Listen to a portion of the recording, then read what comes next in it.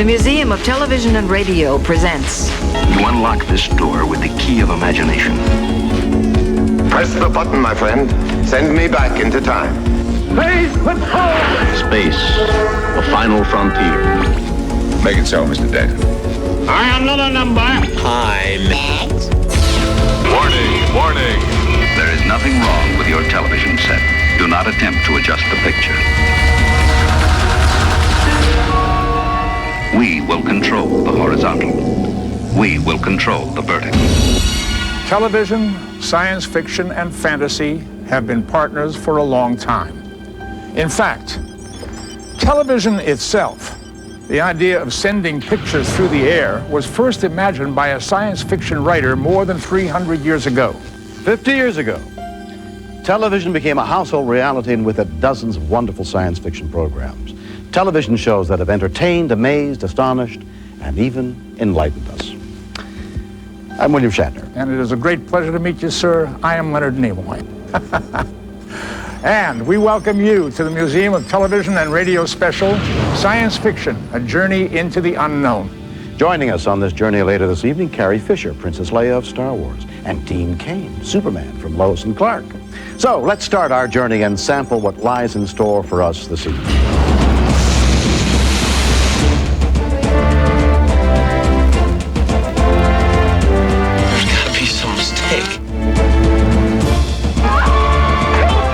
This happens to be the Twilight Zone. I will not be pushed, filed, stamped, indexed, briefed, debriefed, or numbered.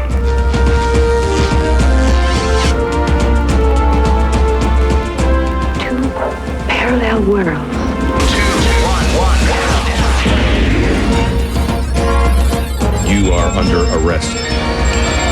Destroy.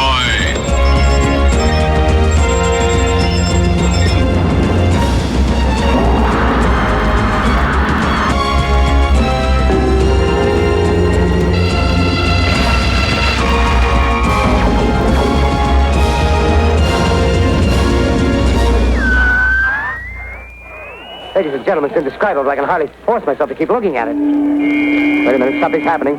There's a jet of flame springing from the mirror, and it leaps right at the advancing men. It strikes them head on. Lord, they're turning into flames. Now the whole field's caught up. The famous 1938 broadcast of Orson Welles' production, War of the Worlds, a program that literally created panic in the streets.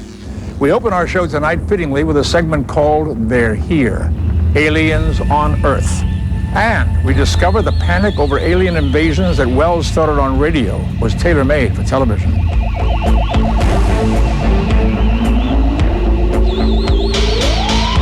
Any moment now, something is going to be arriving that is guaranteed to stand your hair on end. You don't think they'll land in broad daylight, do you? Something's happening! Dear God, what is it?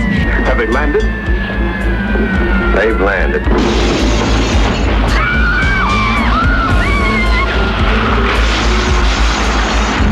What would I do if they really came?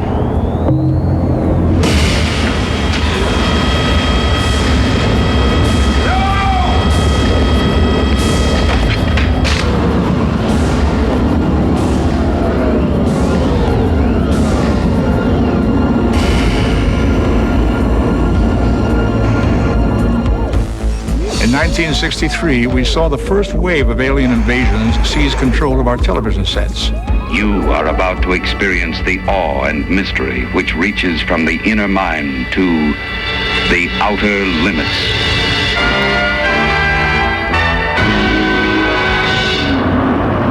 Tapping into the terror of its time, The Outer Limits is an anthology series that showcased alien monster stories with a message. Fear cannot save us. Rage cannot help us. We must see the stranger in a new light. The series routinely tested the inner resolve of human nature against alien true grit. Your race is too prejudiced to tolerate any differences from its own kind. She saw me only as a monster. And the galaxy being, an alien stranger, appears when a radio engineer solidifies sound waves from space. Then, by accident, the alien is unleashed on a community that doesn't understand its curiosity. Line up on the transmitter shed. Don't fire! Fire!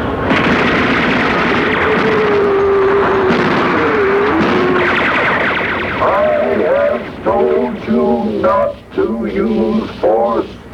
There are powers in the universe beyond anything you know. Each week, the Outer Limits lined up some of the creepiest creatures ever seen on television.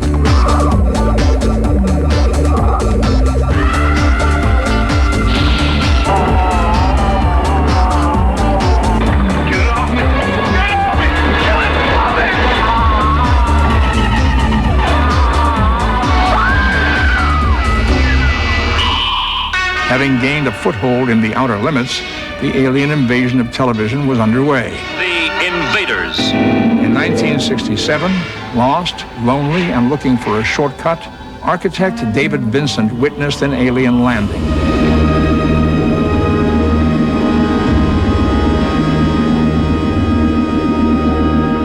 Realizing the importance of appearances, the aliens got smart. This time, they were back on prime time disguised as humans. Well, sort of. There were no doubts the aliens had landed in V, one of the most popular miniseries of all time. V combined a serious political statement with science fiction drama. This time, the aliens not only looked normal, but they were organized. We have come because we need your help. There are certain chemicals and compounds which we must manufacture, which alone can save our struggling civilization. And in return, we will gladly share with you all the fruits of our knowledge. Everywhere around the nation and the world, visitors are keeping order and making friends. V began when I read Sinclair Lewis's novel, It Can't Happen Here, about the rise of fascism in America like it had happened in Germany and Italy. And then it occurred to me that, wait a minute, maybe there was a way to really take the Nazi occupation of Europe and translate it into a situation where we had a whole alien culture coming here ostensibly to be our friends, and then slowly, like the Nazis did, they revealed a different face. They've come to rape our planet and kill us! They are not who they appear to be! This is not science fiction! This is what they are! It's just a trick. We ought to define our overall plan of resistance. Right. I agree with that. Yeah. Firstly, to undermine all visitor activity. Impede their progress every way that we can. And then secondly, I think we should find out what their hidden goals are. Where's the chemical you guys are making? There's no chemical. What the hell? You're here to take the water. Eventually, the alien forces would turn back once sympathetic aliens joined the human resistance movement. And for the first time, aliens and humans were fighting on the same side.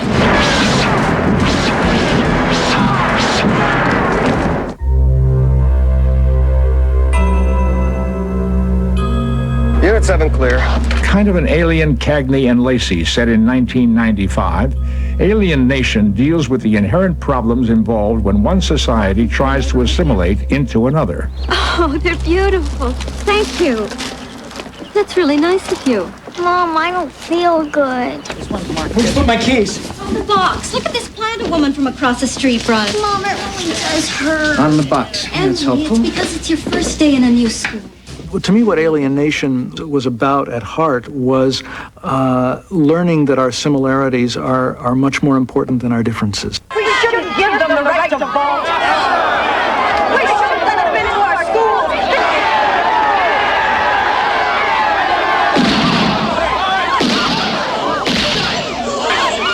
She's not civilized like us. So why don't we just put a gun to her head and end it all right here, huh? We don't want her dead. We just want her back where she belongs. She belongs here.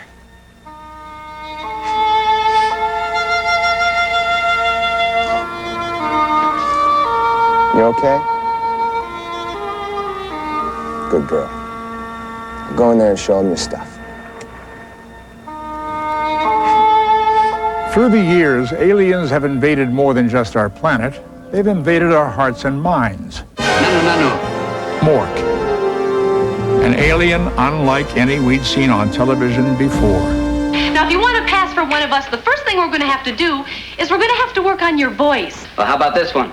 You say another word or blow your lips into the sink. That one's not quite you. Or this one? Hey, Ralphie boy, Norton, to the moon, Norton!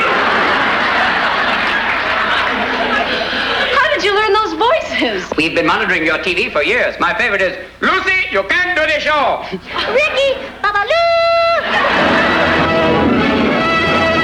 Look, up in the sky, it's a bird. It's a plane! It's Superman! In 1953, Superman was the first alien hero to have his own television series. And who disguised as Clark Kent? As the ultimate alien role model, Superman was dapper, dependable, and downright honest. Fights a never-ending battle for truth, justice, and the American way. But best of all, he could fly.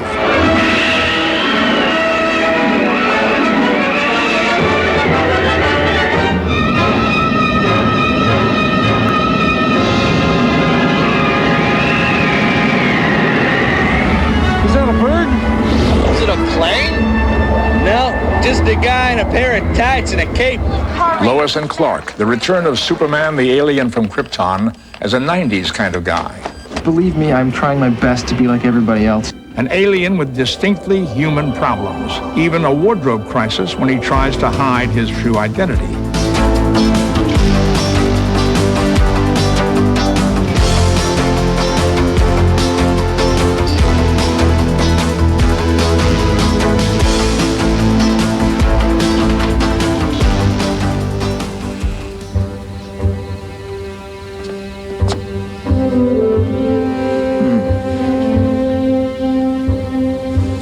What do you think? Well, one thing's for sure, nobody's going to be looking at your face. Mom? Well, they don't call them tights for nothing. I see it, but I don't believe it. What, a man who flies? No, Lois Lane. Finally, literally swept off her feet. Too bad he's an alien.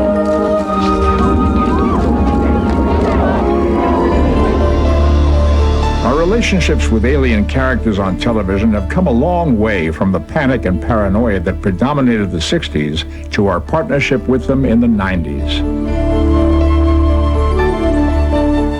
We'll be back with more when the Museum of Television and Radio special, Science Fiction, A Journey into the Unknown, continues.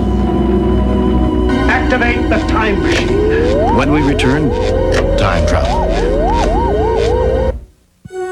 Museum of Television and Radio presents Science Fiction, A Journey into the Unknown, is brought to you by Charmin. Introducing new Charmin Triple Roll. Not just longer, 3 times longer. Introducing new Charmin Triple Roll. On your left, a regular roll. On your right, new Charmin Triple Roll. It's 3 times longer. Look, the regular roll runs out. But new Charmin Triple Roll is 3 times longer. That's 3 times longer. Uh-oh, out again. Mom! It's 3 times longer. New Charmin Triple Roll, and it still fits. McDonald's Big Beefy Quarter Pounder with cheese. Just buy any size fries and drink and get 1 Big Beefy Quarter Pounder with cheese for just 55 cents in a My Size meal. 55 cents? How much is the quarter pounder if I buy a small Coke and fries? 55 cents. How much if I buy a strawberry shake and fries? 55 cents. The deal is in the meal. My Size meal at my McDonald's. What's in your ice cream? Polly Shore Mono 80. All this stuff that a first grader like me cannot read. Now check out Breyers in the black pack. Only milk, cream, sugar, and vanilla. Yum. This is the right ice cream. Breyers All Natural. Taste, not technology. Breyers presents Viennetta, a delicious ice cream dessert. But there could be one small problem. 1 slice is never enough. Viennetta from Breyers. A lawyer who got knocked out. Buddy? An actor who filled in. I'm ready to proceed. You said you were me? And a waitress just trying to help. It's fabulous. You feel better? I think I know just what you need. Michael Richards, Jeff Daniels, Charlize Theron. It's like a dream going by. Trial and Error, directed by Jonathan Lynn, rated PG-13. Starts Friday. When is heartburn worst for you? Right at bedtime. In the middle of the night. Then I found Zantac 75. I took the liquids, chewed the tablets, but sometimes I'd wake up with heartburn again. Zantac 75 changed all that. Just one Zantac 75 controls acid all night long. It's so safe. It has no drug interaction warnings. Zantac 75 works for me. No more infomercials at 3 a.m. Zantac 75, the final word in heartburn relief. For tough jobs you thought only a sponge or rag could do, try new Bounty Rinse and Reuse. One sheet is so durable, it keeps working till the whole job's done. Rinse and Reuse has extra thick quilting for sponge-like durability. To rinse, wring, and reopen, unlike ordinary towels that wad up when wet. So rinse and reuse it till the job's done, then throw it away. The quilting quicker picker upper. New Bounty Rinse and Reuse. Fox Summer Blast! As we launch the biggest summer ever on television. Hear the roar of TV's most mystical new series. I'm with you always. And who is Ruby Wax? Find out from her wild interviews with Hollywood's hottest. I need the name of whoever did those. And all summer long, Fox has the big movies and America's favorite shows. Plus, baseball's greatest, the All-Star Game. Join your favorite Fox stars and hang on for the Fox Summer Blast. Science fiction on television has long been fascinated by time, and for good reason. Time is our most precious commodity. There never seems to be enough of it. But what if we could stop it?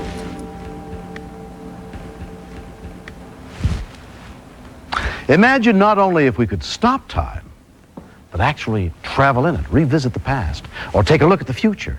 Few ideas in science fiction are more fascinating than time travel. Few more intriguing than playing with destiny.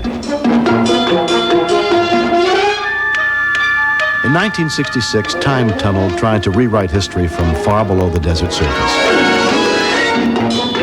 Here, scientists are working on a top-secret project. A tunnel that can transport people back in time. All you've ever sent back in time are mice and monkeys. So far, yes. Have you ever returned any of these animals to this laboratory, safe and sound? Not yet, no. But Then, so far as we know, this whole thing might be just a fancy disappearing act. So scientists Tony and Doug decided to test out the time tunnel before it was finished.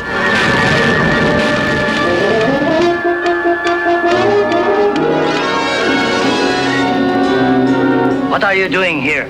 We're tourists. Just sightseeing. Nobody sightsees inside the Japanese consulate. December 6, 1941. I can see my father again. Find out what did happen to him. Maybe warn him. You wanted to see me? Sir, we know for absolute fact Japan will launch a mass air attack on Pearl Harbor tomorrow morning at 7:55. Well, it's impossible. It couldn't happen.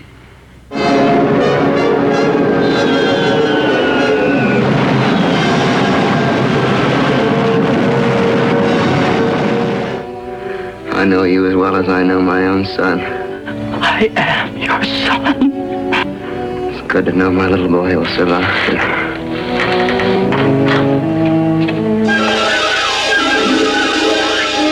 Tony and Doug never did change the course of history or make it back to the present.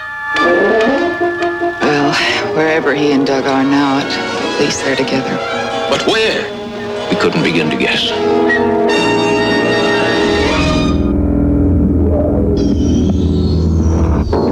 In the new Twilight Zone, a Harvard historian from the year 2117 uses a watch-like computer to travel back in time. His destination is Dallas to observe the assassination of President Kennedy. Get down! Get down! Mr. President!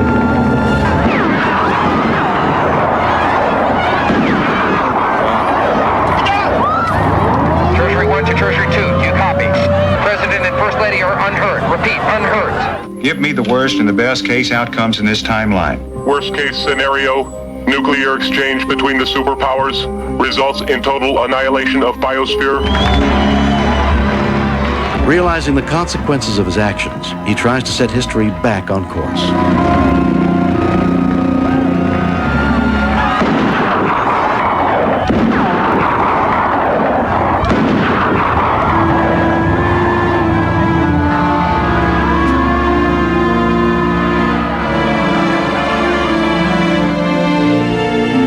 Stand by for operation of the time machine. One of the first time travelers in television was Captain Zero, who fired up his time machine in 1955 and went back to pick up a despondent Leonardo da Vinci. Life is now short.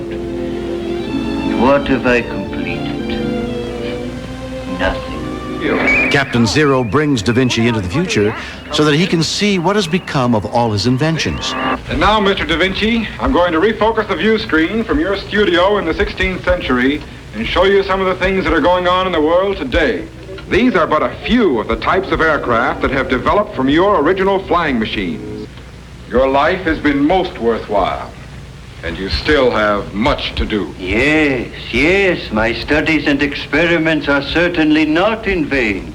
And thank you, whoever you are, for conducting me through a most fantastic dream. Not even Da Vinci could have imagined what it's like to time travel on television. Press the button, my friend. Send me back into time. Activate the time machine.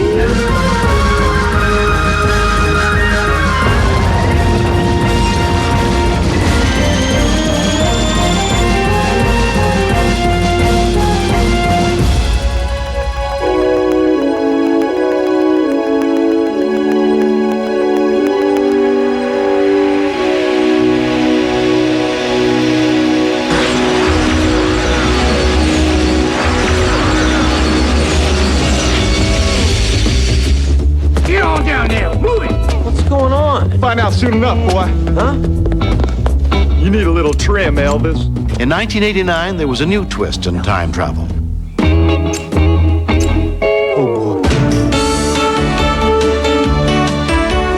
In Quantum Leap, a failed experiment in the future forces physicist Dr. Sam Beckett to leap back not only to another place in time, but into another person's body. Wow. Sam is guided by his friend Al, a hologram projected into the past that only Sam can see and hear. One end of this string represents your birth. The other end, your death. You tie the ends together, and your life is a loop. Ball the loop, and the days of your life touch each other out of sequence. Therefore, leaping from one point in the string to another would move you backward or forward within your own lifetime. Which is our project, Quantum Leap.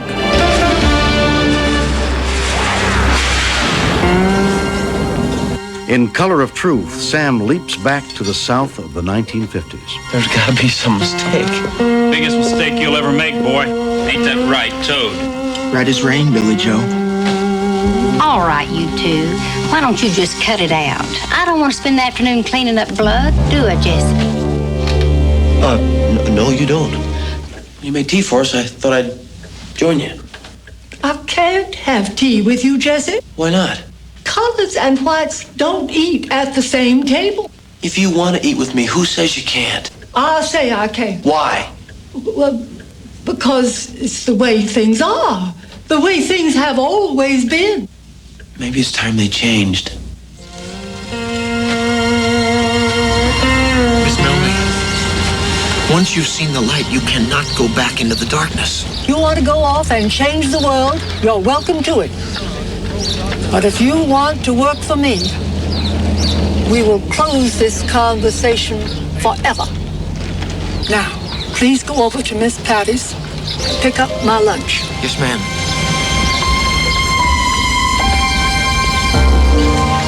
Thank you, Miss Patty. Never mind, Jesse.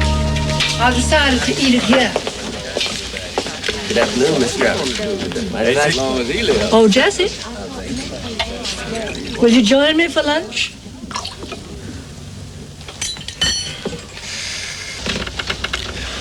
Yes, ma'am, I guess I will.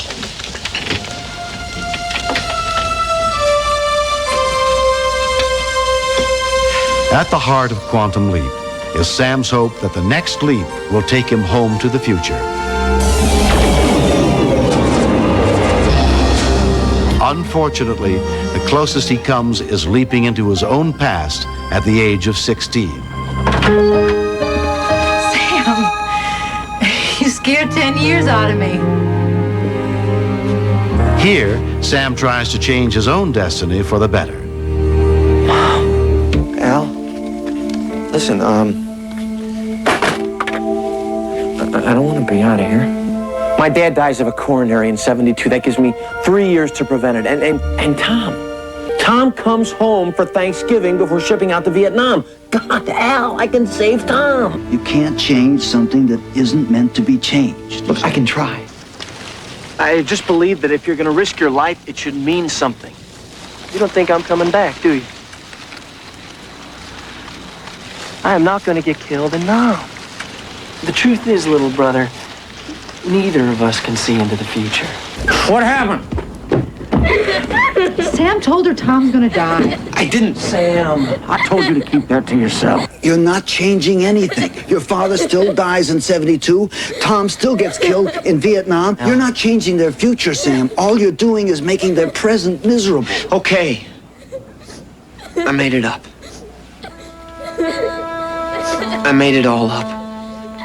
I made up everything because I didn't want Tom to go to Vietnam. Oh, Sam. I'm sorry. It's not fair, Al.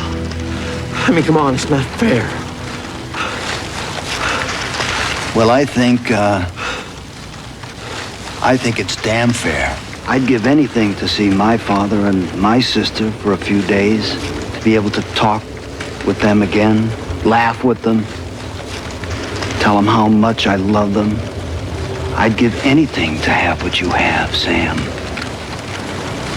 Anything.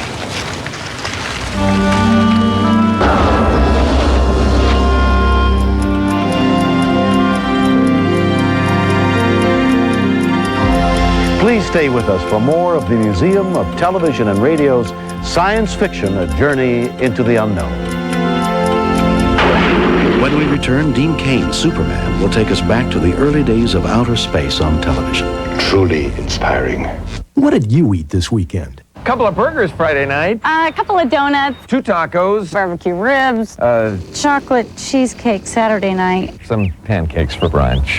Gee, that's funny. I should have exploded about an hour ago. If you kind of ate your way through the weekend, start turning things around tomorrow with Kellogg's Special K cereal. Just 110 calories, not a speck of fat. Yet those delicious, lightly toasted Special K flakes let your taste buds continue to enjoy. Start taking off what you took on this weekend. Make Monday Special K Day.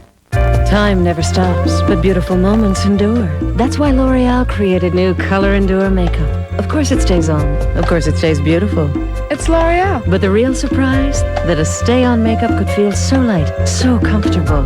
New Color Endure with a patented water-based formula. It stays on you. And only you. It blends so easily, then sets to stay the day.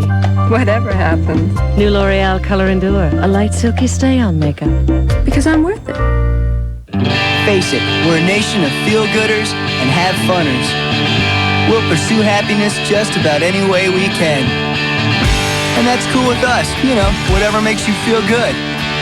So drink up, friends, we're here for you. After all, that's why we put the fruit in Fruitopia, to make you feel good. So, keep doing what it is that you do, and we'll keep doing what we do. Fruitopia, we just want to make you feel good. Tuesday, every mother wants to protect her son. But what if you suspected... You don't know my thoughts, Mother. He was a cold-blooded killer. Katie didn't make it home last night. We have to go to the police. Judith Light, Roseanne's Johnny Galecki. Murder at My Door. Tuesday, parental discretion advised. Here's some Fox News. 3 small children in California die on a family trip sleeping in the back of their parents' pickup truck. They were poisoned by carbon monoxide. And President Clinton honors the nation's war dead on this Memorial Day.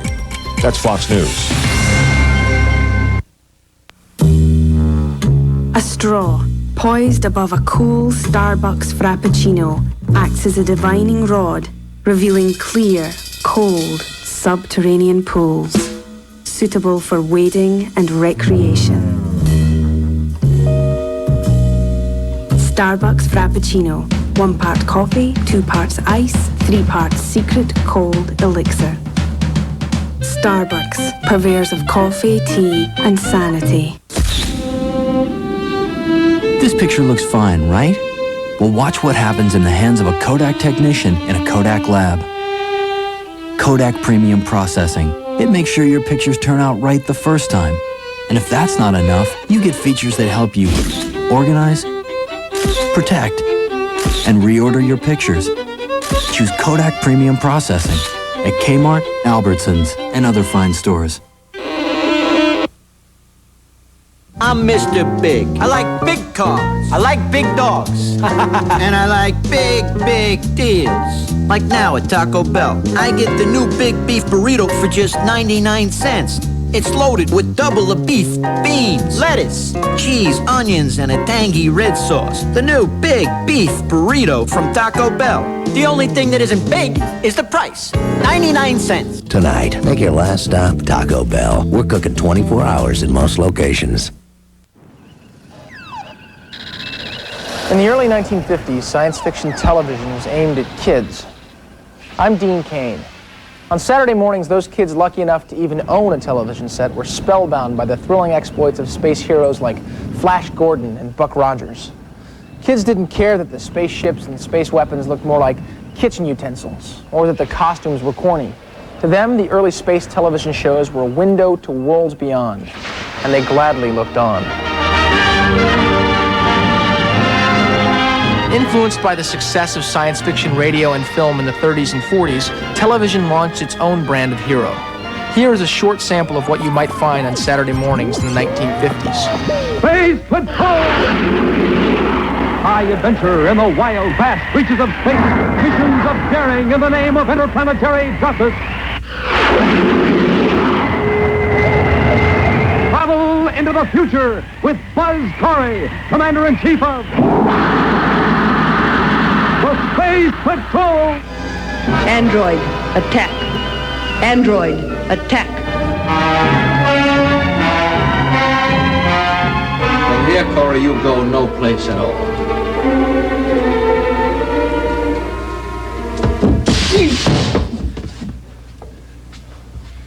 As I said, Corey, from here you go no place at all. Captain Video!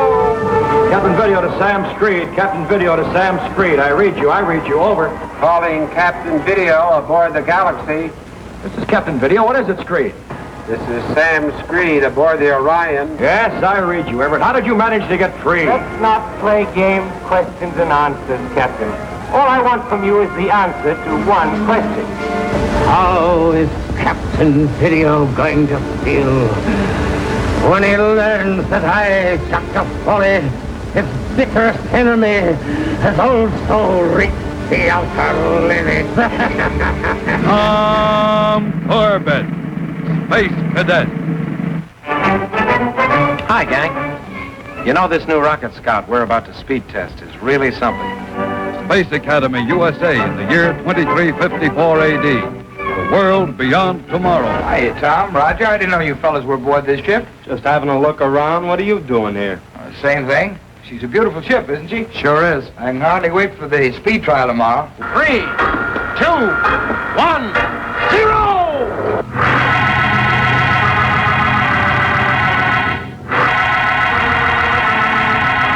So until next fall, when we hope to blast off with you again, spaceman's luck to you all. Okay, Venus? Okay, Steve. Right. Let's go. Kids' television in the early 60s came with strings attached. Puppets were launched into outer space with the help of a process called super marionation.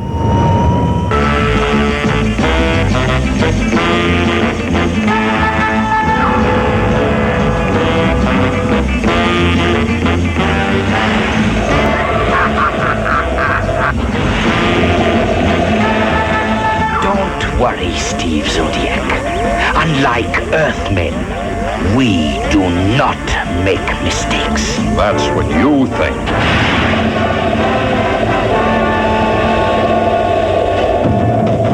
I guess I know now why they call you the greatest astronaut on Space Patrol. I think you're cute, too. Space Patrol, this is Fireball XL5 returning to base. Mission complete. Over and out. By 1965, science fiction on Saturday mornings took one small step for kids and one giant step for their parents when the first soap opera of the space age landed in prime time.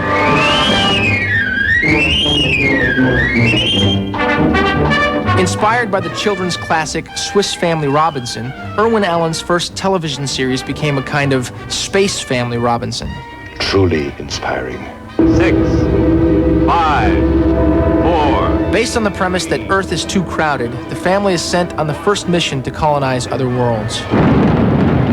Unfortunately, their mission is sabotaged by a stowaway who tampers with the family robot. Hey, what are you doing there? You're not supposed to do that. Destroy.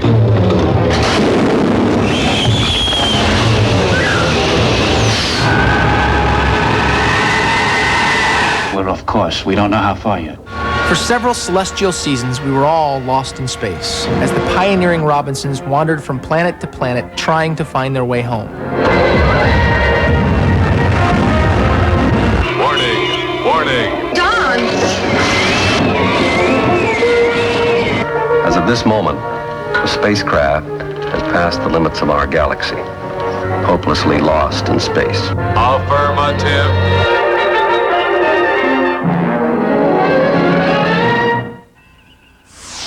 By 1966, if you really wanted to try something different, there was a little-noticed action-adventure space western.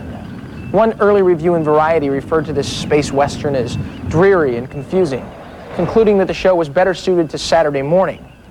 Viewers who tuned in on Thursday nights felt otherwise.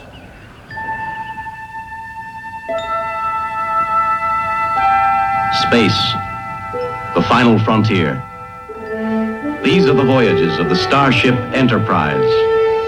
Its 5-year mission, to explore strange new worlds, to seek out new life and new civilizations, to boldly go where no man has gone before.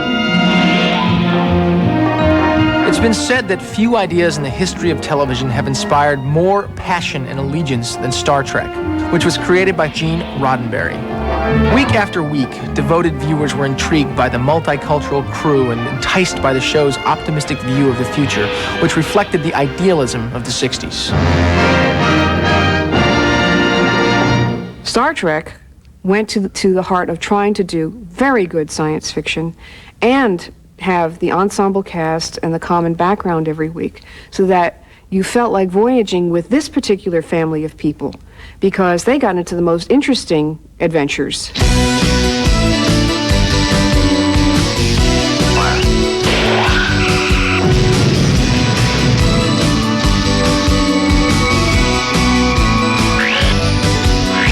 You've got my ship and I want it back. Commanding the USS Enterprise is James T. Kirk, an impetuous guy with guts and compassion. Feel my way. Make absolutely sure. Spock here. His first officer is Mr. Spock. I have a human half, you see, as well as an alien half, submerged, constantly at war with each other. A no-nonsense alien, half human, half Vulcan, who is loyal, logical, and likable. Fascinating. Each week, viewers voyaged beyond their wildest dreams. What are you? I am the guardian of forever. A time portal, Captain. A gateway to other times and dimensions. Exploring new planets and new civilizations.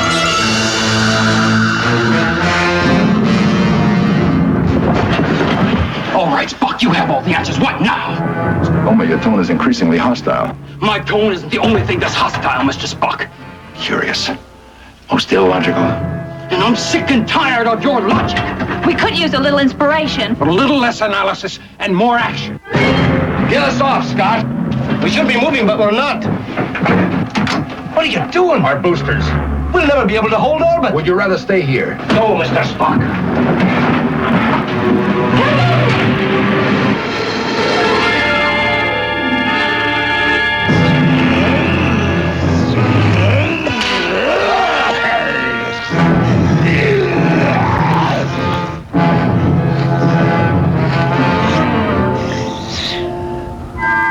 No. No, I won't kill you. No, I won't kill him. Do you hear? You're a Metrone? By sparing your helpless enemy, who surely would have destroyed you, you demonstrated the advanced trait of mercy. Something we hardly expected. We feel that there may be hope for your kind. Therefore, you will not be destroyed. It would not be civilized.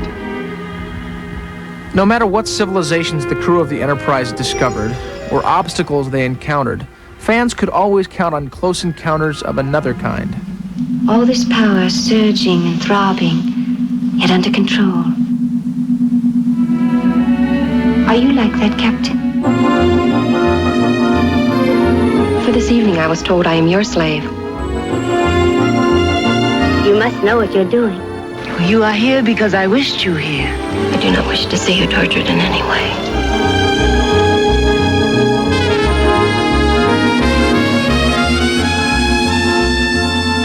He had one serious love relationship in his life, and that was with Edith Keeler. In a past he couldn't change, so he lost her. In the award-winning episode City on the Edge of Forever, Kirk and Spock travel back in time to Earth in an attempt to put history back on track. We seem to be costumed a little out of step with the time. I'm afraid I'm going to be difficult to explain in any case, Captain. It is here that Kirk falls in love with a woman who must die if history is to resume its natural course. What are your names? Mine's Jim Kirk. His is Spock. I'm Edith Keeler. I find her most uncommon, Mr. Spock. I saw her obituary. Some sort of traffic accident. This is how history went after McCoy changed it. With the A-bomb and with their V-2 rockets to carry them, Germany captured the world. And all this because McCoy came back and somehow kept her from dying in a street accident, as she was meant to. I believe I'm in love with Edith Keeler. Jim, Edith Keeler must die.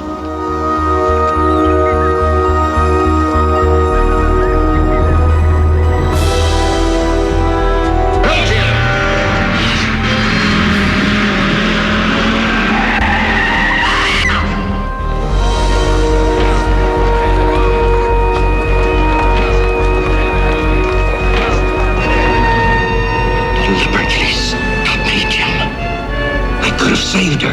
Do you know what you just did? He knows, Doctor. He knows.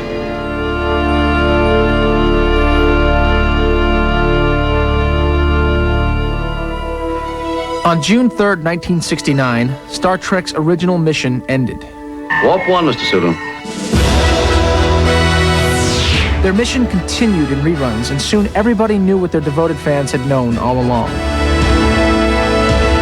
That Star Trek would become the cosmic cornerstone by which all other science fiction shows would be measured.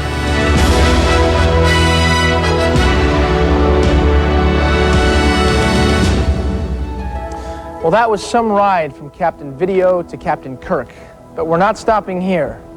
Don't get up, stay strapped in your seats, because we'll be back with more of the best of science fiction on television. Up next, Carrie Fisher with the nuts and bolts of robots on television. Will you let that dial alone?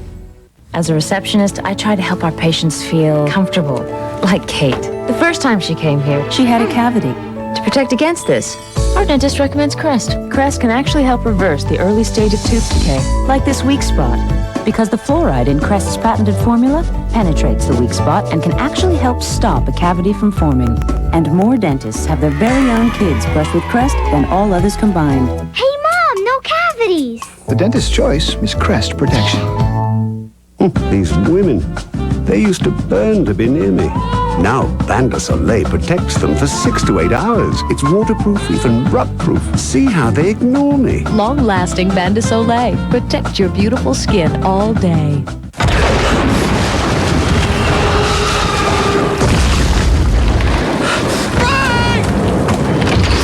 We gotta get out of here! No, I'm serious! Now! Listen to me! Hey, nice watch. Now at Burger King, the Lost World Jurassic Park watches. Collect all 4, each just $1.99 when you buy any value meal. Is that a Stegosaurus? I don't think so. Whoa. Oh, no. Fun deal. Gee, wait, where are you going? You heinous beast. Not going anywhere for a while. Play Snickers Gotta Have Nuts giveaway and you can win some highfalutin threads. God bless America. If your plastic diaper can't breathe, there's no need to feel blue.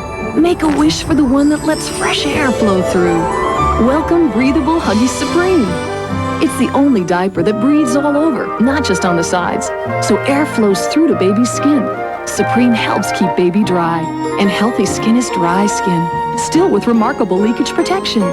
It breathes all over, no diaper can compare. Breathable Huggies Supreme, the ultimate in care. Hi, honey. Hey, how's your checkup? Fine. Really? Yeah, the heart's good. And your cholesterol? Good. You know, the doctor said the healthy diet is paying off. See? You better keep eating those Cheerios. As part of a heart-healthy diet, the FDA says soluble fiber from whole grain oat foods like Cheerios may reduce the risk of heart disease. Cheerios is the only leading ready-to-eat cereal that meets this FDA standard. I always knew you had a good heart. You did? That's why I married you. I thought you married me because I was good looking. The one and only Cheerios. I know a place. Americans love to win. We like our ribbons blue, our medals gold, our places first, I'll take you there. and our balls spiked. Heck, we got a competition for everything. There's even one for cars. It's called Motor Trend's 1997 Car of the Year Award. Who won it this year? We did. See? I'll take you It's the there. car you knew America could build. The brand new Chevy Malibu. I'll take you there. Turn it up, love to pump, slam dunk. Inline or online, surf the net. Dr. Pepper, taste to get. Blue jean, fly machine, football hurdle, space shuttle.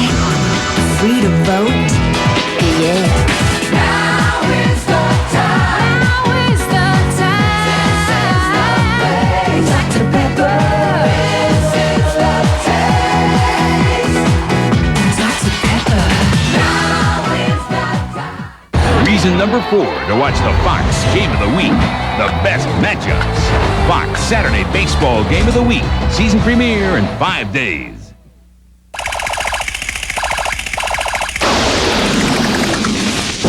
Warning, warning.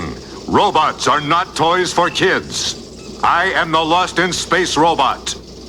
We robots are functional beings capable of independent action. I'm Carrie Fisher. Robots always seem to be stealing the show. My friends from Star Wars, R2-D2 and C-3PO, proved to be among the most memorable characters in the movie. Robots are our creations. When they get out of hand, we can turn them off.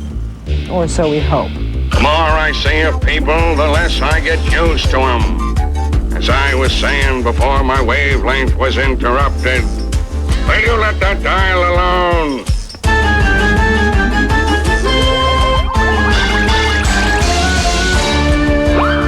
Hi, Reject. Oh my gosh, I've never been so glad to see anybody in my entire life.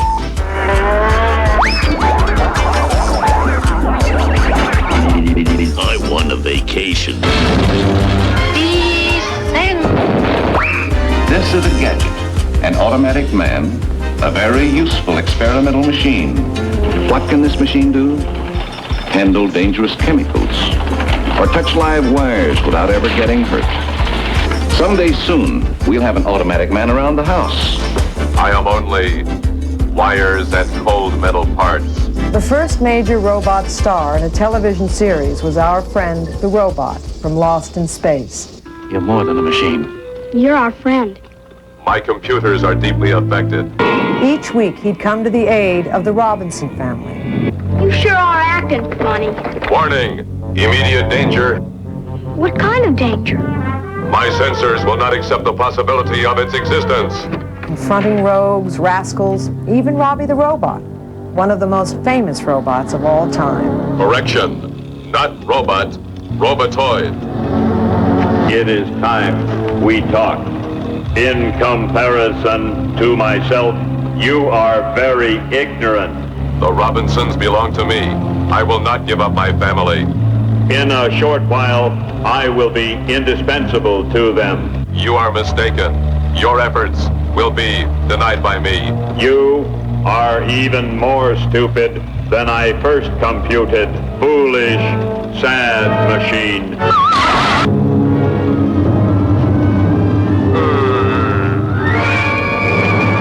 The series, The Outer Limits, explored the more serious side of robots. For the first time, television examined the problems that happen when man plays God and invents a living machine. Run, Johnny, run. I'm teaching him to think, to reason, to perform, but he's still a creation, a machine. In this highly acclaimed episode, a robot is falsely accused of turning against its creator and murdering him. Dr. Lake, you should not try to fix things. That is what you have me for. It moves, it talks, it's human. Wait a minute, that's what we need? Counsel for the defense. It'll be the story of the year, the state versus Adam Link. First all-functional robot. Thinks, talks, acts. Accused of murder. Aren't we rushing pell-mell without responsibility towards some dreadful catastrophe? It's an unreasoning piece of destructive machinery and never will be properly mastered. I don't think we should let such a force loose on the earth. The court finds the defendant guilty as charged. The defendant is to be destroyed, then? It is so ordered. There's the wagon.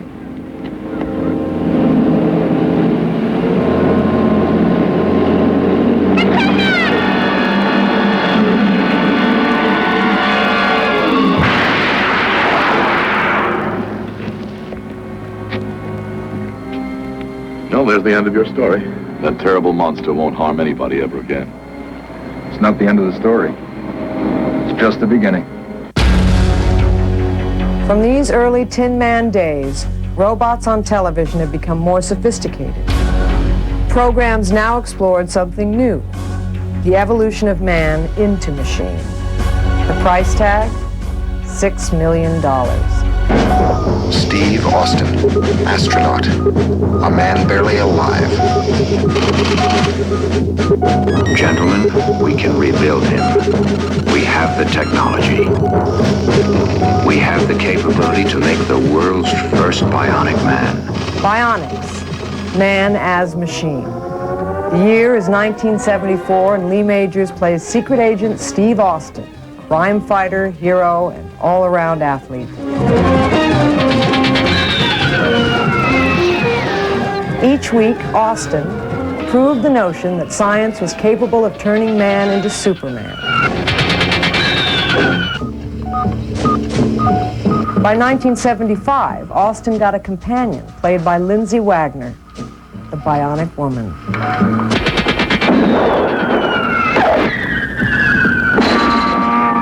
Wow! Bionics took one step further in RoboCop. Hands above your head. You are under arrest. A syndicated television show based on the hit movie.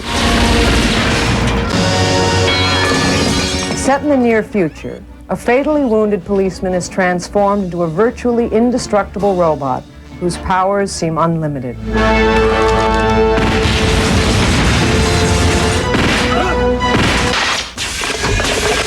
He's online.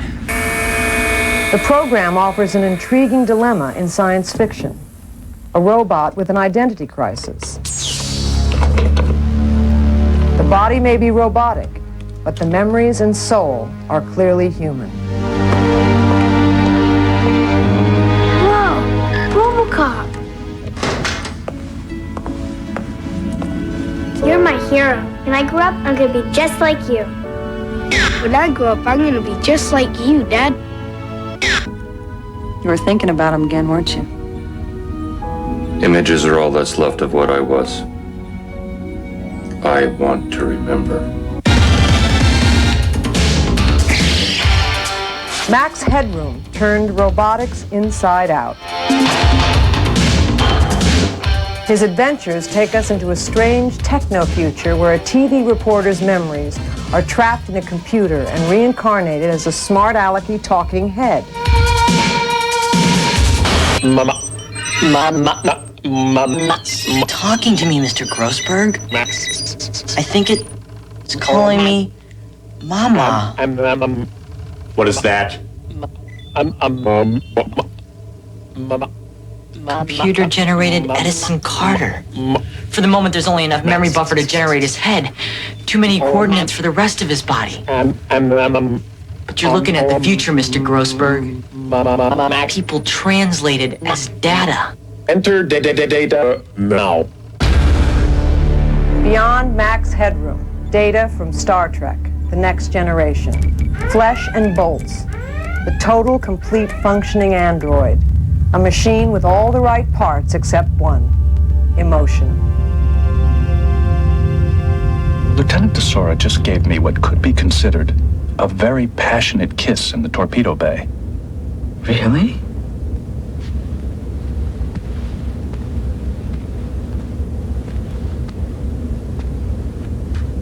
And? I was intrigued. Well, what do you think of her, Data? I find her to be a competent officer, highly motivated, though somewhat lacking in her understanding of the theory underlying the dilithium matrix application. I meant personally. I look forward to the time we spend together. Well, then it seems the next move is yours. But I am not capable of love. Then it's going to be a very unique experience. And like humans, even an android questions his own existence. May I ask you a question, sir? Certainly.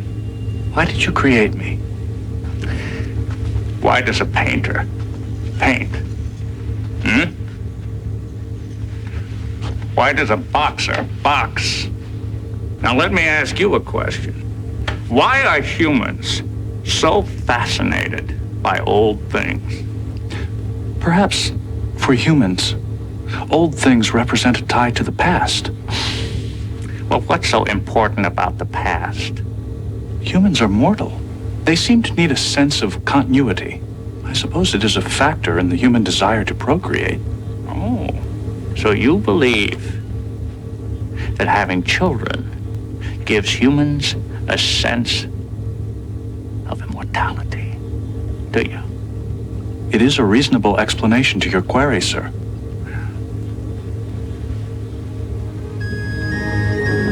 And to yours as well, Data.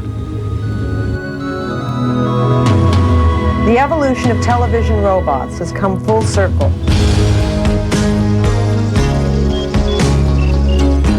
From cute and innocent It does not compute. to wise and fully functional. Hi, Max. But whatever their form, robots are a reflection of us. They are our creations. And what science fiction on television says about them reveals even more about us.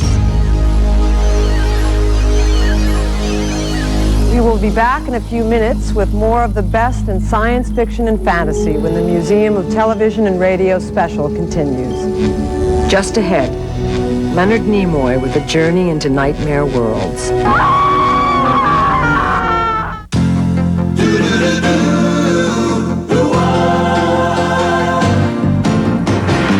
It doesn't matter what comes, fresh goes better in life. With Mentos fresh and full of life.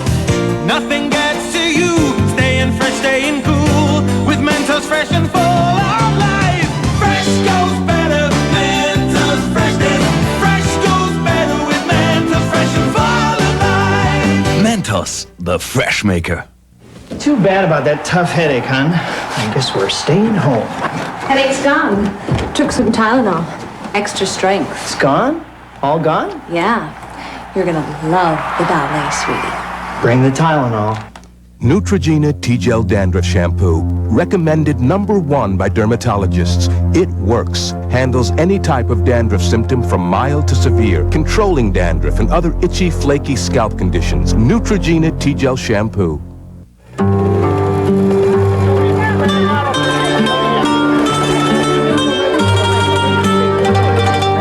Sì, Rosalina, hai visto quante belle ragazze ci sono nel nostro paese? È vero, cara mia. Se bevo dai Coke, diventerò anch'io così bella? Non devi aver paura, tesoro. Pensa, non ho mai bevuto dai Coke in vita mia. E guarda me. Sunday, a monster that lives in the closet, a dead man with a shocking secret, and a paralyzed man No, Julia! finds the power to walk. James Brolin hosts this startling new summer series, Stay away from me! Beyond Belief, Sunday at 7, 6 Central on Fox. The shocking true story of Mike Tyson's life. What are you gonna do when you get in that ring? With an all-star cast, Tyson Network premiere Wednesday at 8, 7 Central on Fox. Yellow is the color of a lemon DQ freezer. Pink is the color of that bikini you're pretending not to stare at. Red is the color of a cherry lime DQ freezer. Orange is the color of the jams that seem to have lost their owner in the wave pool. Green is the color of the $5 you'll save at Waterworld Memorial Day weekend. So stop by a participating Dairy Queen store now. Enjoy a lemon DQ freezer, a cherry lime DQ freezer, and pick up a coupon for $5 off at Waterworld, or you know what color you'll be. Long weekend. Yeah, I could just take off if I had some decent wheels. We've got it! Yeah, baby, we've got Get away Memorial Day with 1.9 financing on a new Corolla or rugged Tacoma during our 40th anniversary summer sales event. We've got it!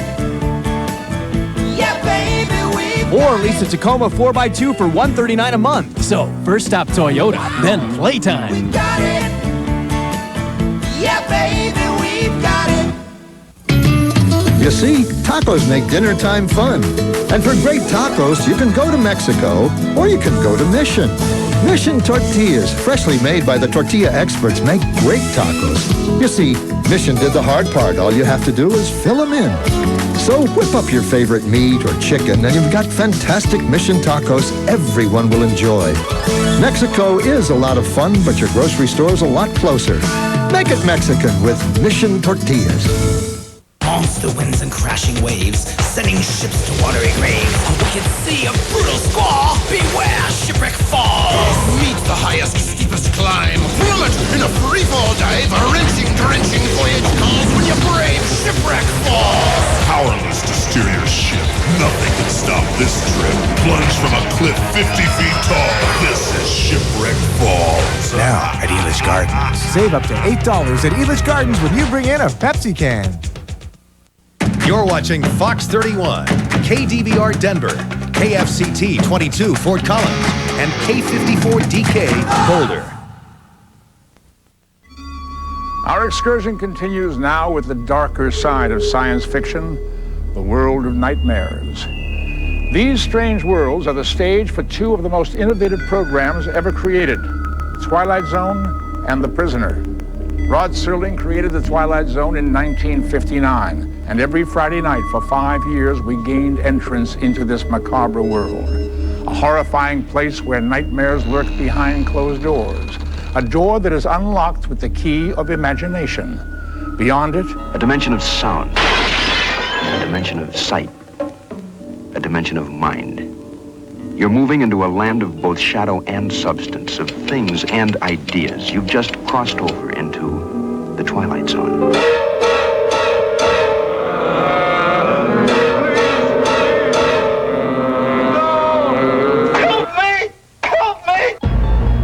unforgettable images like these were a mainstay on the Twilight Zone. A never-ending stream of imaginative visions and chilling fantasies. Would somebody take a lamp or a bottle or something and end this? You Mr. Bemis, are a reader. A reader? A reader. Yes. A reader of books, magazines, periodicals, newspapers. I see you constantly going downstairs into the vault during your lunch hour.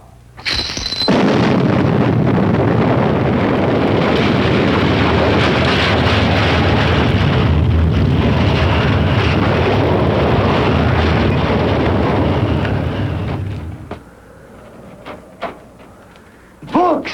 All the books I'll need. All the books I'll ever want.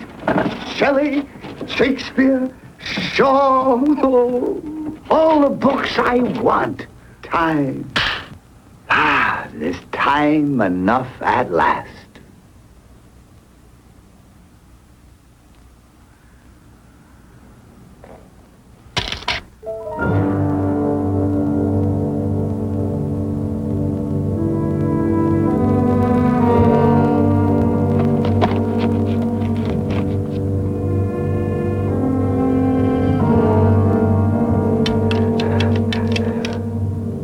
That's not fair. That's not fair at all. There was time now. There was all the time I needed. It's not fair. That's not fair.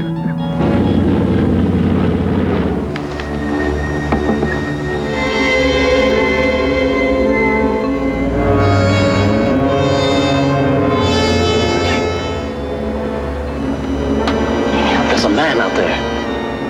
What? Look, he's crawling on.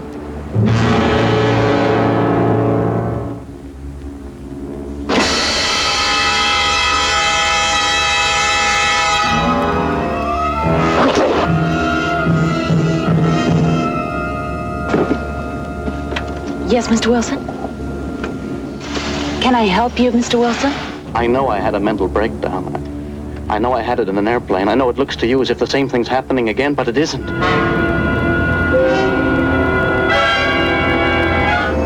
Hurry! Hurry! He's out there! What's going on? He's pulling up one of the cowling plates.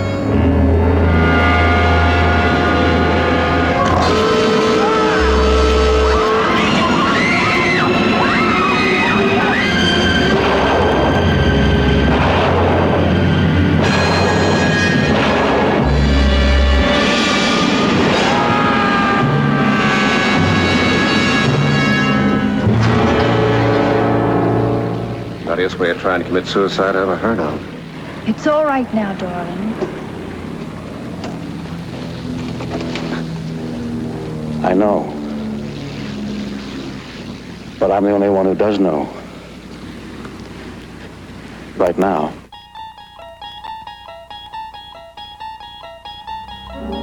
The temperature stood at 110 degrees at 11 o'clock this morning. Humidity 91%. Forecast for tomorrow, hot. There was a scientist on the radio this morning. He said that it'll get a lot hotter, more each day, now that we're moving so close to the sun. You know, Mrs. Bronson, I keep getting this crazy thought. This crazy thought that I'm going to wake up and none of this will have happened. I'll wake up in a cool bed. It'll be night outside. And there'll be a wind. Branches rustling. As hot as it is, it could be so much worse. Oh, Norma, it could be so much worse.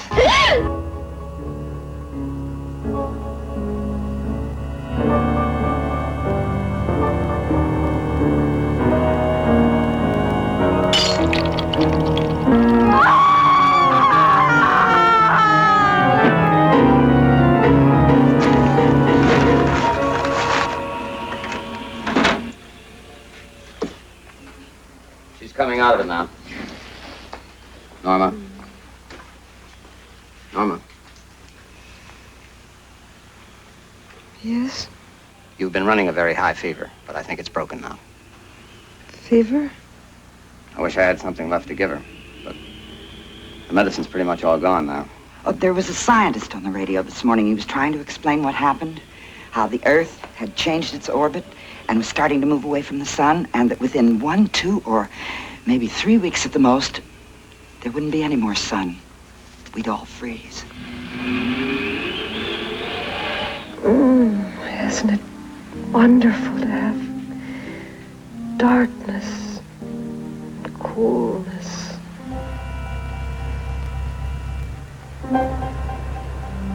Yes, my dear.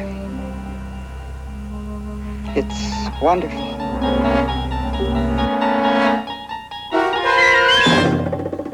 Some of the Twilight Zone's most surreal nightmares were thinly veiled explorations of very real social issues.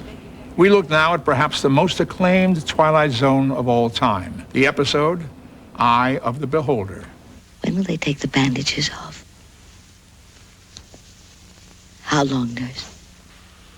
Until they decide whether or not they can fix your face. Doctor, may I walk outside and sit in the garden just to make believe I am normal? I want to belong. I want to be like everybody. One of the alternatives, just in the event that this last treatment is not successful, this is simply to allow you to move into a special area in which people of your kind have been congregated. Congregated? Oh, you mean segregated? You mean imprisoned, don't you, Doctor? You're talking about a ghetto, aren't you? A ghetto designed for freaks. Please take this off me. Please take this off me. Oh, please take this off me. Take it off me. Take it off me. All right, Miss Tyler. No change. No change at all.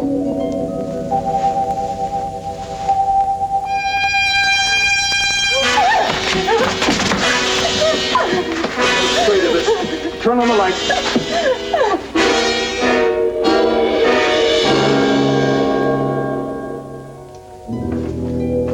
Now the questions that come to mind. What kind of world where ugliness is the norm and beauty the deviation from that norm? You want an answer? The answer is it doesn't make any difference. Because the old saying happens to be true.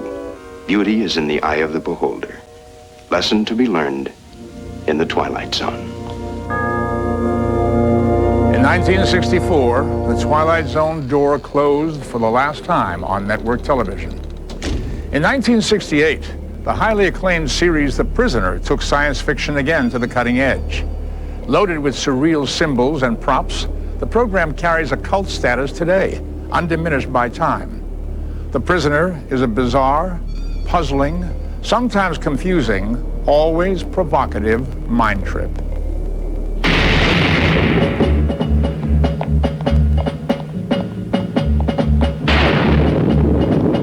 It was the unique vision of Patrick McGowan, who created and starred in The Prisoner. The series is about a secret agent who quits his high-security job. The government wants to find out why. A mysterious figure follows him, rendering him unconscious.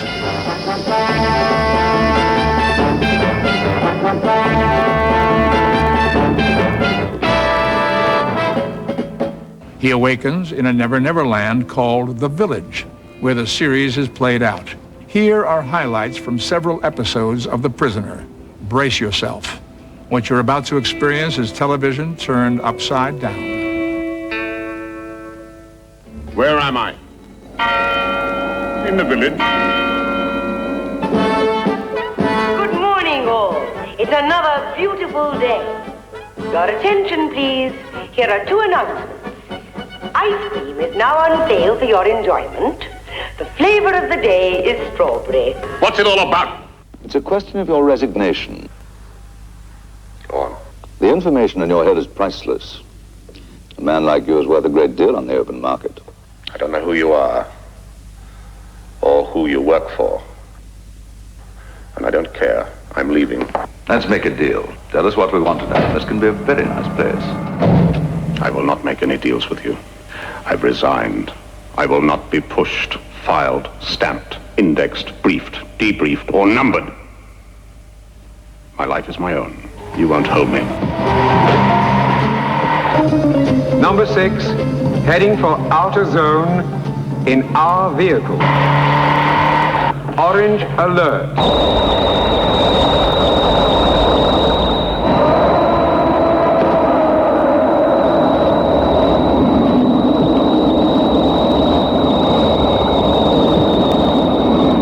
Do you still think you can escape? Number 6? I'm going to do better than that. Oh? Going to escape and come back. Come back. I mean, escape, come back, wipe this place off the face of the earth, obliterate it, and you with it.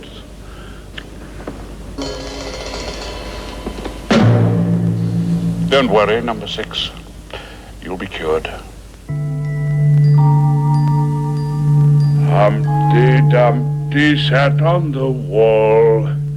Humpty Dumpty had a great fall.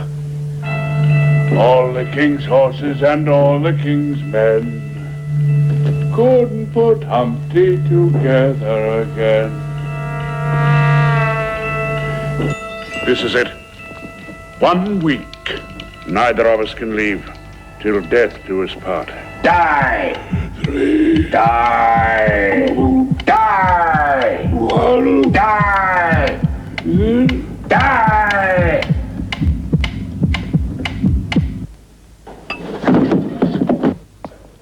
Congratulations.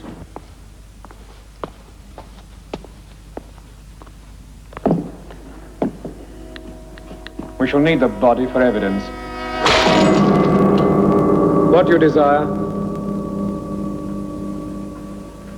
Number 1. I'll take you.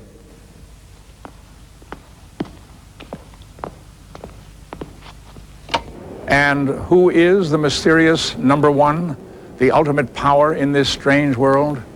Patrick McGowan answered the question in the final episode of The Prisoner, called Fallout.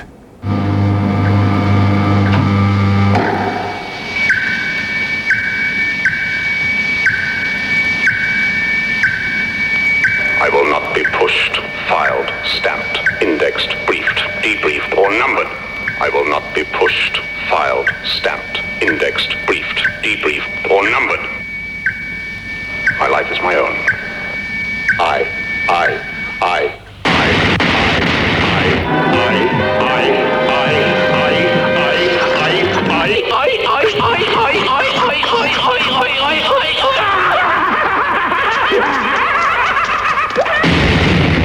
So, who is number 1 in the strange world of The Prisoner?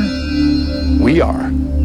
According to Patrick McGowan's vision, we are the masters of our own fate.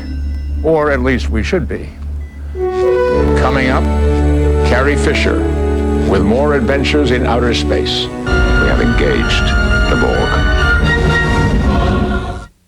Coolest game on Earth.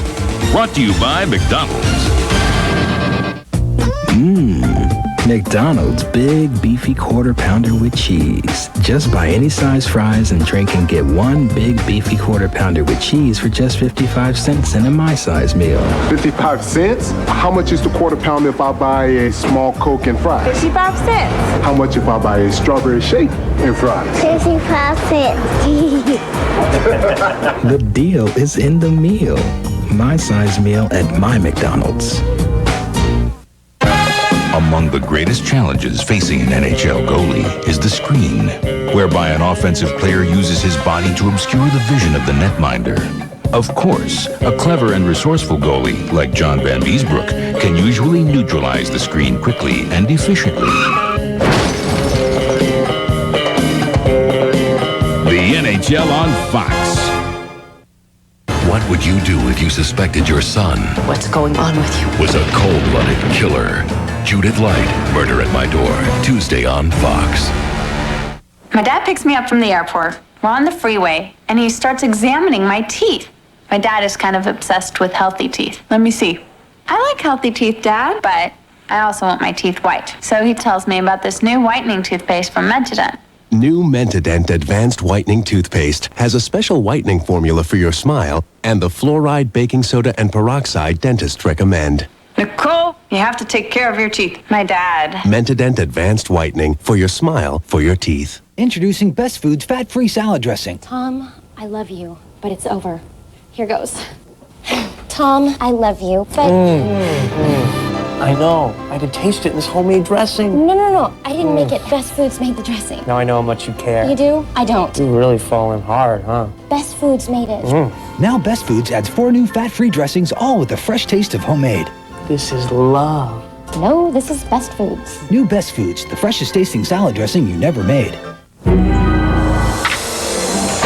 Reports of bacterial skin infection are rising. That's why even small cuts need Neosporin. Compared to some store brands, it kills more strains of bacteria. To help prevent infection, use Neosporin. Every cut, every time.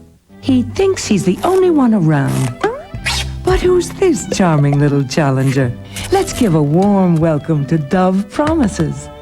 Oh, know what I heard? When chocolate lovers compared you two, seems they preferred the taste of a Dove Promise.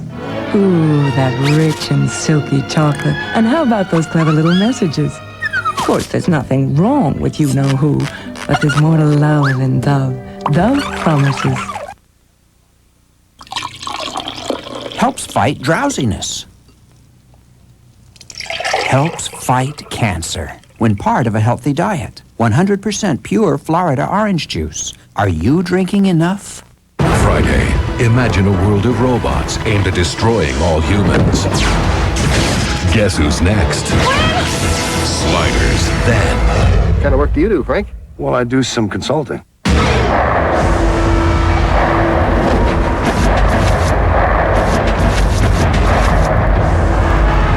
Say, Frank, you couldn't have picked a nicer place to come back to.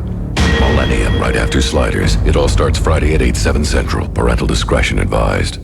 The biggest matchups, the best production, exclusive coverage. It's the Fox Saturday Baseball Game of the Week season premiere.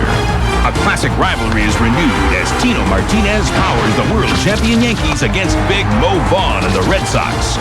Or National League powers battle it out as Mike Piazza propels the Blue Crew against the Central Division champions Cardinals. Coverage begins Saturday, 12:30 Eastern and Pacific.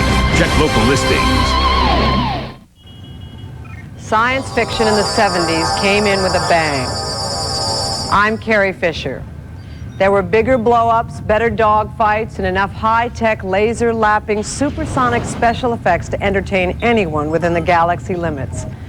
At the risk of sounding immodest, all this was fueled by the success of Star Wars. Its big-budget effects raised the stakes in science fiction on television. Bigger was better, and leading the way were 2 of the most expensive shows ever produced.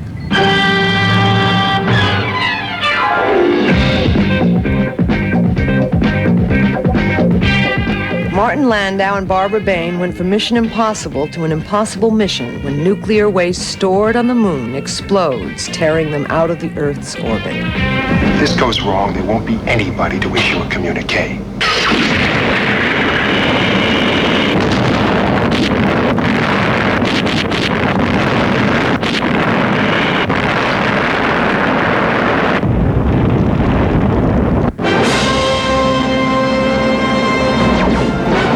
Bonanza's Lorne Greene traded in the Ponderosa for a spaceship and his 6-shooter for lasers in Battlestar Galactica. Launch fighters.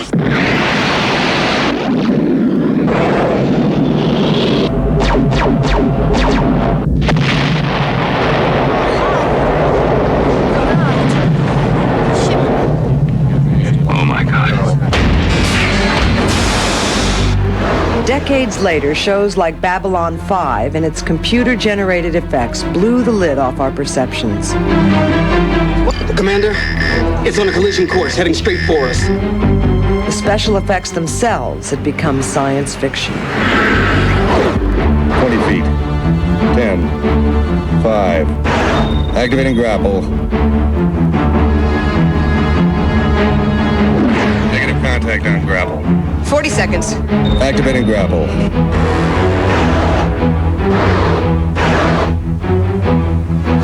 I'm not getting it. 10 seconds.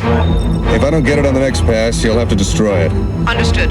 Stand by defense grid. Prepare to fire on my mark, not a second before.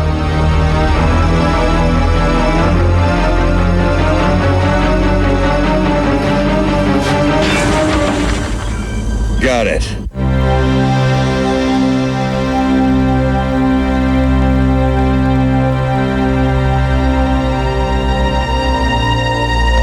Skeptics said there never could be another Star Trek.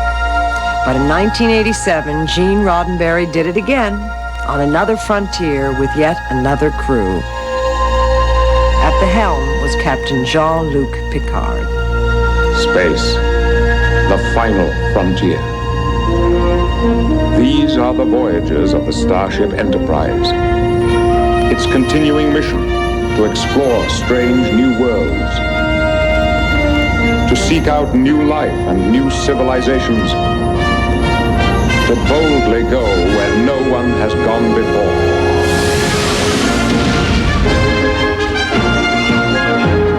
In the 21 years that elapsed since the beginning of Trek Classic and the beginning of Star Trek The Next Generation, Gene Roddenberry had a different take on it, which was that all men are going to be brothers and they won't have arguments and they will all get along just fine, which made the drama and the conflict come in from outside. Mr. Worf, dispatch a subspace message to Admiral Hansen. We have engaged the Borg.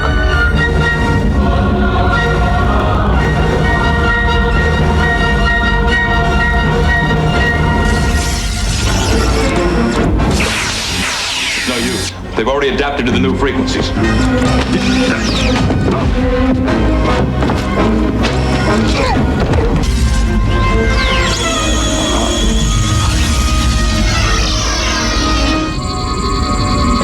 captain has been altered by the Borg.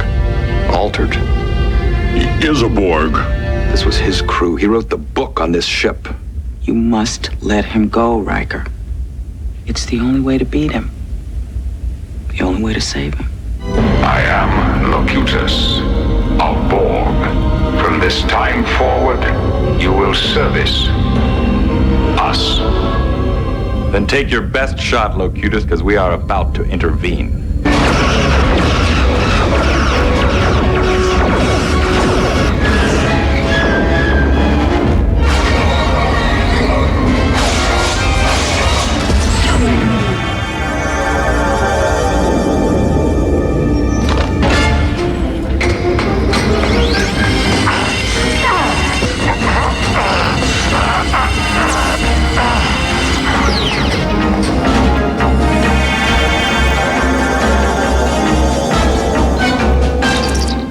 Mission accomplished. We have him.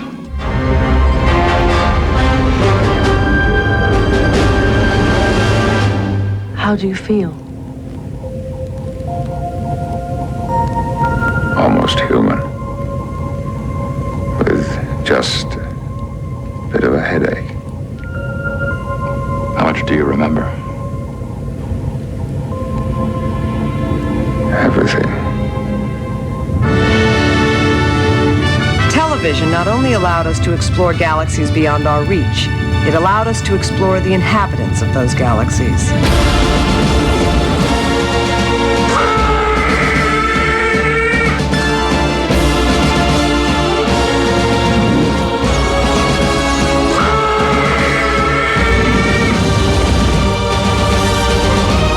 I'm your nemesis. I'm your nightmare.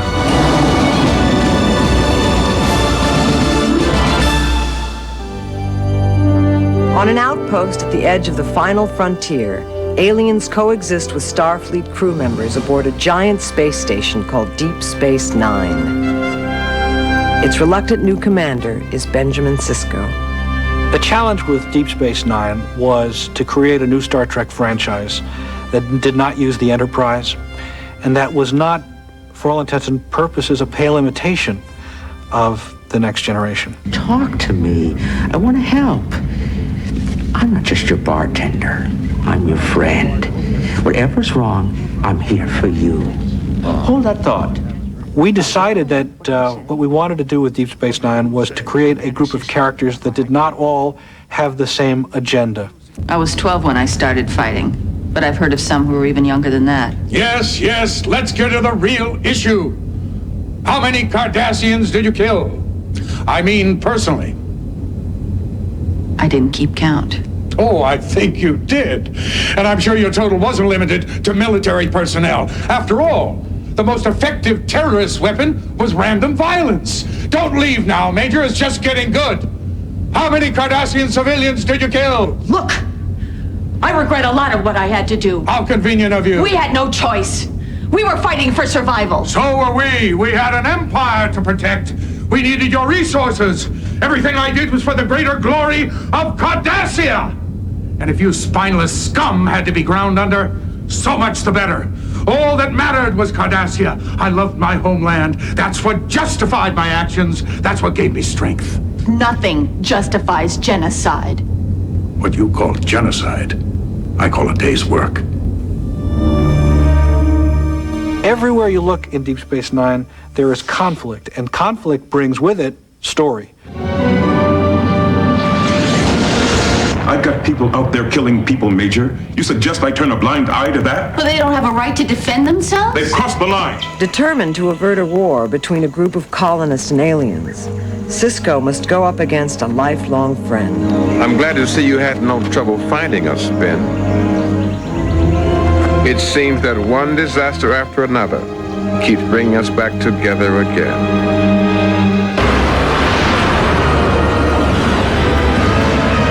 Lock on tractor beams. Damn it! Let us go, Ben. You know I can't do that. Then I suggest you duck.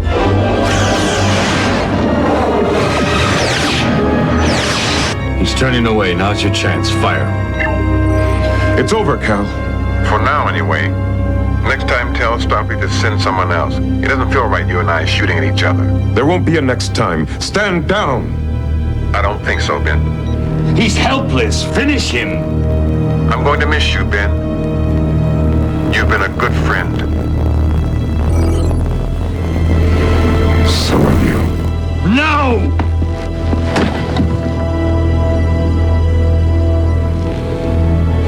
I thought you were strong, Commander. You're not. You're a fool. A sentimental fool. I said I'd stop the Maquis, and I have. But I would not kill a good man for defending his home. You disappoint me. Don't expect me to lose any sleep over it. Mr. O'Brien, when you get a chance, I could use some help with these engines. Yes, sir. It is the unknown that defines our existence. We are constantly searching, not just for answers to our questions, but for new questions. We are explorers.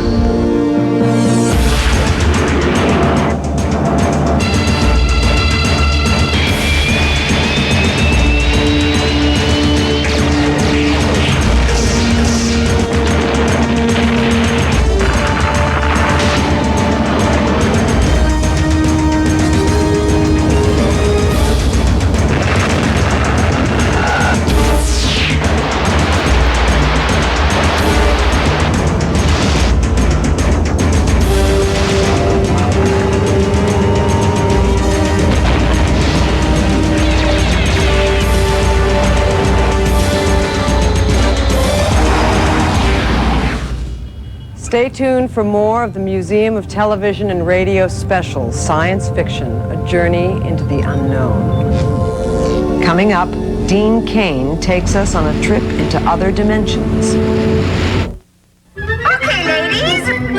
Meet the proud creators of Post-Waffle Crisp cereal, harnessing good old-fashioned waffle know-how to make sure every bite of Waffle Crisp tastes just like Grandma's homemade waffles and syrup. And how? You'll love my Waffle Crisp. My sister did without for years to make this business work. Some morning she'd wake up, her back felt ready for a wrecking ball. She'd take 2 Tylenol, but hours later, pain had come back. She'd have to take more. She couldn't take it any longer. So her doctor said try a leave. I can take just 2 Aleve all day. With Tylenol, I was taking up to 8. So she tried a leave. Keeps her pain away up to 12 hours. It's meant a great deal to her. Who cut your hair. Aleve. All day strong, all day long. A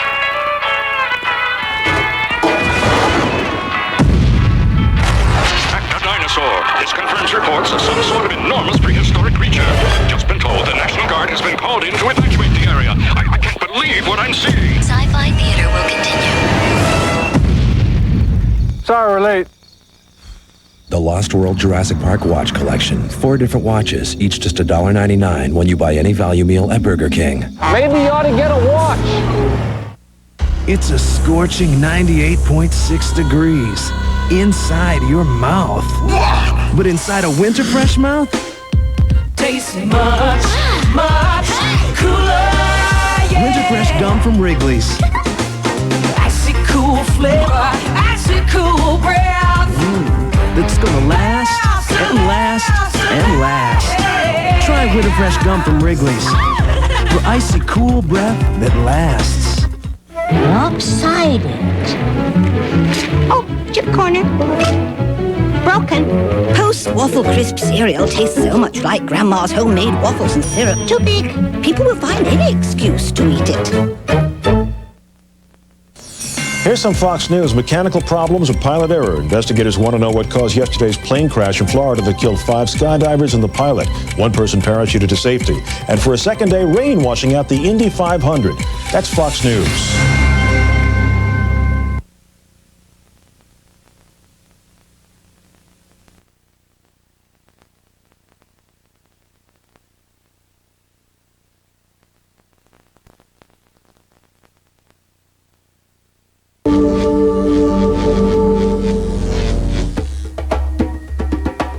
Travel provided by Continental, offering business first-class service at a business class fare. Science fiction on television has always challenged us to consider the fantastic. It always seems to beg the question, what else is out there beyond me? Sometimes the answer is found not in space or time, but in something called other dimensions. Weird places where we can exist in 2 different worlds, 2 different planes at the same time. Television has long ventured into these netherworlds with stories that have ranged from comedic to downright terrifying.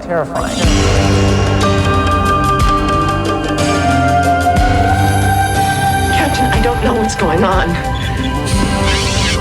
If there was an antimatter being here, right now, my hand would go straight through him. 2 parallel worlds that exist side by side. That's a little metaphysical for me.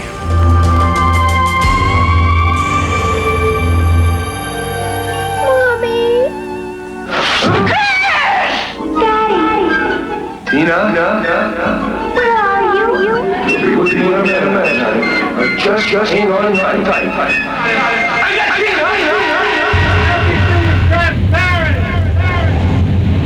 I'm not in either place!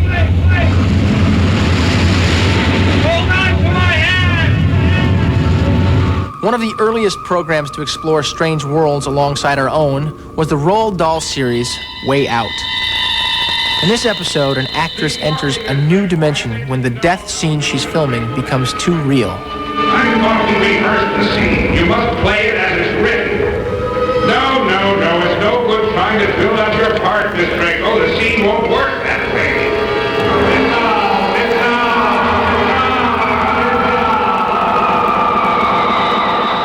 What is going on here? On Deep Space Nine, Kira met her match. Who are you? I'm Kira Nerys. That makes 2 of us. Meanwhile, Data dealt with this dilemma. There appears to be 3 of us. Should I drop the antimatter or wait for one of you?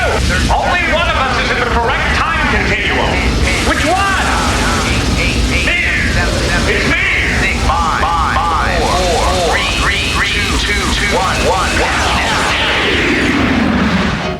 In the new Twilight Zone, a couple discovers that time is created by a faceless army of workers whose job is to literally build the future minute by minute. Get down out of my house, you creeps! Get out! Creep! Michael, where is everybody? Hasn't anybody seen this? Billy.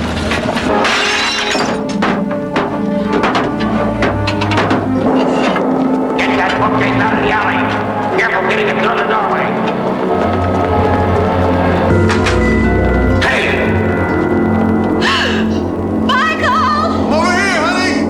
What is all this? What the hell is going on? We're talking about time, Mr. Wright. You two somehow have skipped over a few hours and landed here in the minute 11:37. I'm afraid you simply cannot be allowed to return.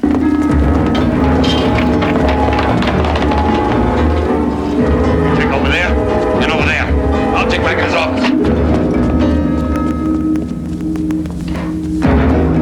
Mr. Wright! Mrs. Wright! You must come with me. Now! No. Actual time is almost here. 20 seconds. What's that noise? It's the sound of actual time approaching. 10 seconds. 5, 4, 3, 2, 1. Hey, excuse me. We did it! We're back! In the original Twilight Zone, even a shopping trip to the local department store can take you into another dimension. 9th floor. There must be some mistake. There's nothing here. How about this? $25 even. Going down.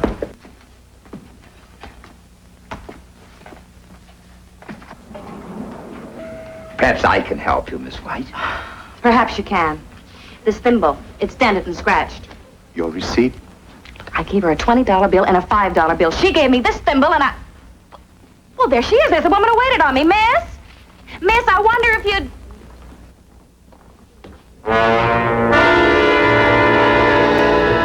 Well, how is she?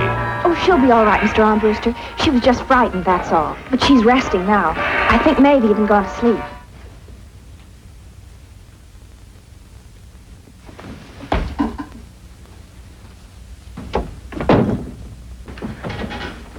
Marcia. Marcia. Marcia?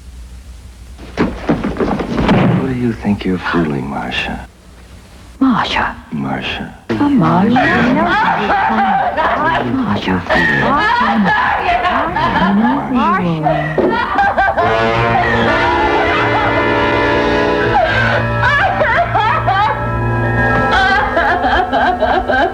Well, Marcia, dear.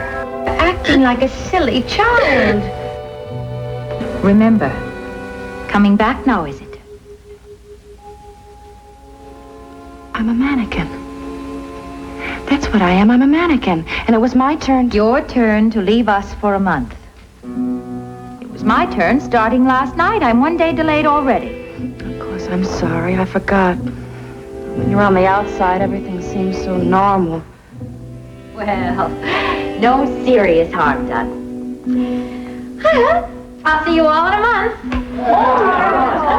good care of yourselves. Was it fun? Ever so much fun. Ever so much fun. Sometimes trips into other dimensions have a kinder or gentler feel. Call these excursions magic or miracles or simply fantasy. No matter what you call them, they make for wonderful television shows with story twists that defy normal explanations. It's sort of funny. You've taken me to die in the cornfields where I should have died 3/4 of a century ago. Look, Dad, you can tell those nutty stories to all the people at the old folks' home, but if you tell Brian that, he's not going to sleep at night. As I remember it, the old highball ran straight east to west without fearing an inch. That-a-way.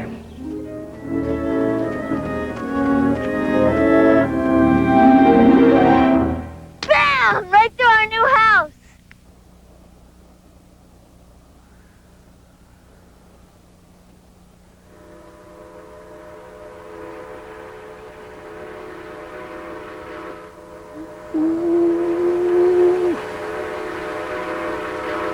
Mom! Dad!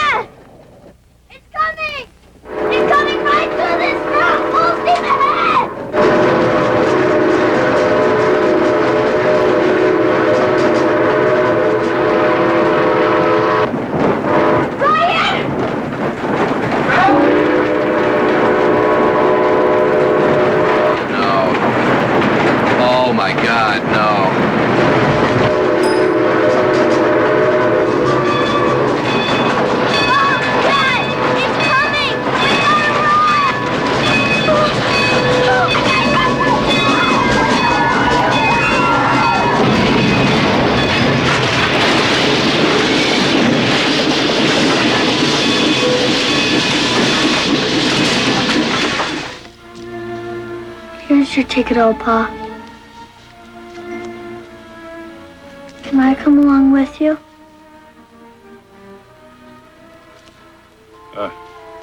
You know that's not right, Brian. You belong here with your mom and dad. I belong on that there train. I am going somewhere.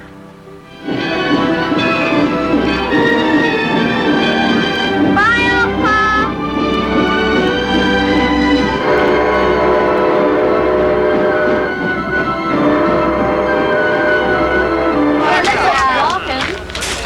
Hey, let's see some smoke.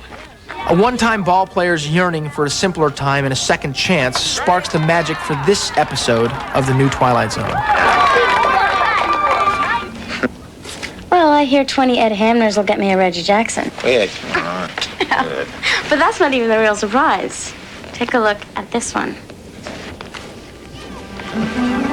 Monty Hanks?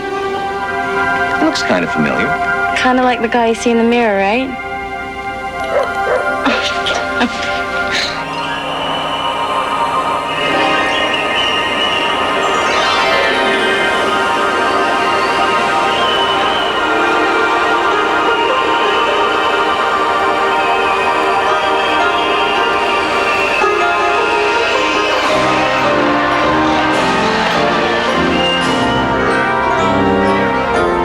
What happened to you?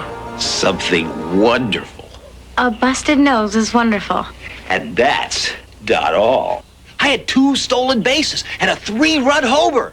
But I didn't need this. It's that baseball card. Somehow, it took me back. And this guy, Monty Hanks, I'm him. He's me. Oh, there you are. It's an early game today. I didn't want to leave without you. I can't go today. But today's the big one. And I was thinking about 1910. It almost seems like you belong there.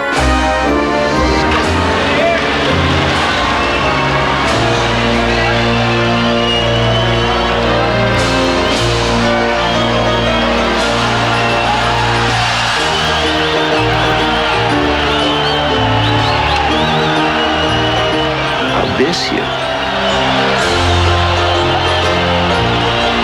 I knew you'd do it.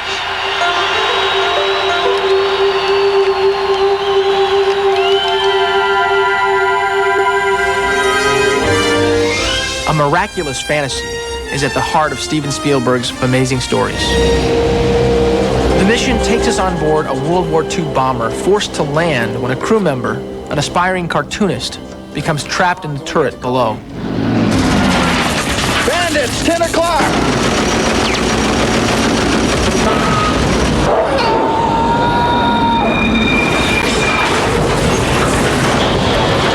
You clobbered him real good, buddy. You sent half of him back to creation. The only problem is you got the other half on top of you like a deadbolt. Now, kid, can you hear me? Yeah? Good, because you're going to be stuck inside Mama's belly till we can land this thing and blowtorch you out of there, okay? Cap, have you tried lowering the landing gear yet?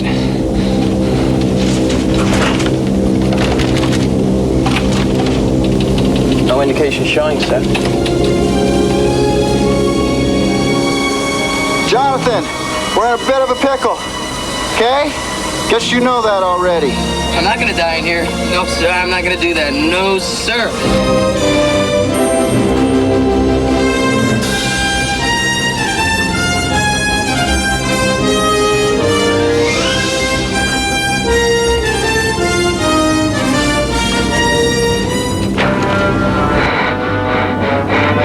Captain, try it again.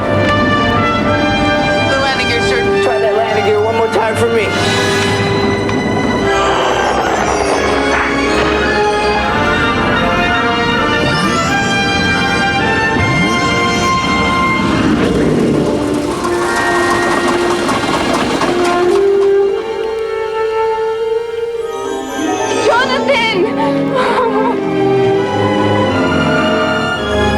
Listen, can you hear me? Come on. Can you hear me? Wake up, kid. Come on, snap it. Snap out of it, boy.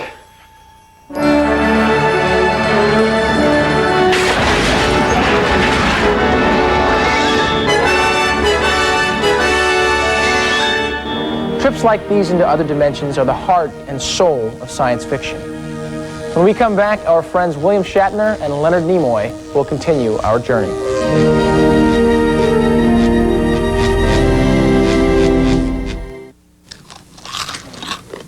Hey, I was reading it. Reading what? The ingredients. Okay, what are they? Crunchy little corn balls, no colors, no flavors, no junky stuff. You didn't read that. Yes, I did. Now kids can get a free Dr. Seuss classic to read with 2 proofs of purchase plus shipping. Okay, then what does this say? No preservatives. Kicks, kid tested, mother approved. Whoa. Oh, no. Come on, deal. Gee, wait, where are you going? You heinous beast. Not going anywhere for a while. Play Snickers Gotta Have Nuts giveaway and you can win some highfalutin threads. God bless America.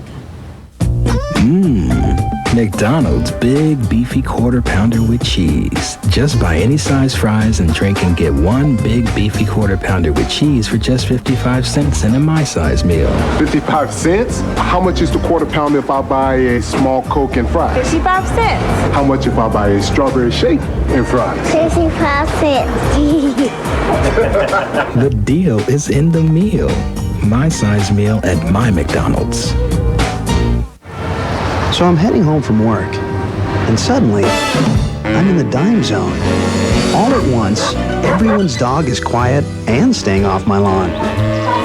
And the leaves start blowing into somebody else's pool. Best of all, my calls are just 10 cents a minute every evening and all weekend. You'll probably need one of these. Suddenly, everything made sense. When I call the most, it's just a dime. Call now for up to 100 minutes free. Where do germs live that surround your gums and teeth? Take the plaque scratch test to find out. We won't look. That film is plaque, and this removes it. Remove plaque and germs before you brush with advanced formula plaques. Try tomato, Plato. Here's cacciatore dory. Cheers the bologna Tony. Everybody eats when there's Pepsid AC. You can be heartburn free with Pepsid AC. Allergies acting up? Itchy eyes, runny nose, I'm all stuffed up. And that sinus headache kicks in? Most allergy medicines treat some of your symptoms, but Tylenol Allergy Sinus goes further to relieve them all. Tylenol Allergy Sinus takes care of it all. Cozy, huh? What? Whoa. Bedroom? No way. Security? How's the transportation?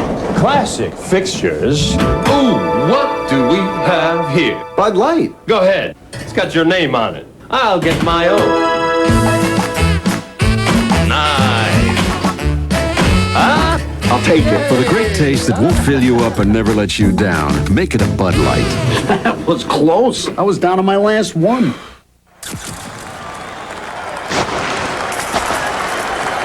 It's a really simple rule. When it comes to communicating, the clearer, the better. Sprint PCS. Wireless service with 100% digital clarity and less background noise. The replacement for cellular is here. The mere act of sipping a frosty Starbucks Frappuccino gives you the cool, comfortable body temperature of a trout without the inconvenience Hello. of being a trout. Starbucks Frappuccino. 1 part coffee, 2 parts ice, 3 parts secret cold elixir. Starbucks, purveyors of coffee, tea, and sanity. The inside story of the most controversial boxer of our time. What are you gonna do when you get in that ring? His manager. What's your name, son? Mike Tyson. His promoter. I don't want to hear that kind of talk. His tormented life. Tyson. Network premiere Wednesday at 8/7 Central on Fox. For the past 2 hours, we've taken a fantastic journey into science fiction and fantasy on television. The remarkable range of these shows is as infinite as the mind's imagination. Where else but in science fiction and fantasy can someone travel through time, journey through space, enter other dimensions, meeting androids or aliens, or even a Klingon or two along the way? What unites all these unreal images is science fiction's unique power to say things about our real world, our fears, our hopes, our desires, and most of all, our dreams for a better world.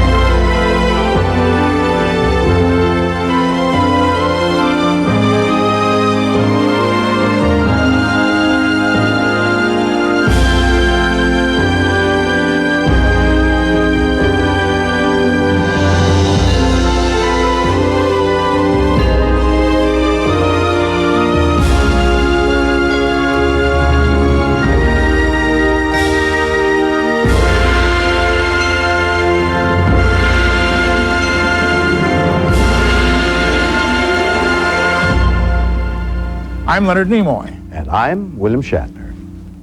Good night for the Museum of Television and Radio special Science Fiction, A Journey into the Unknown. We now return control of your television set to you.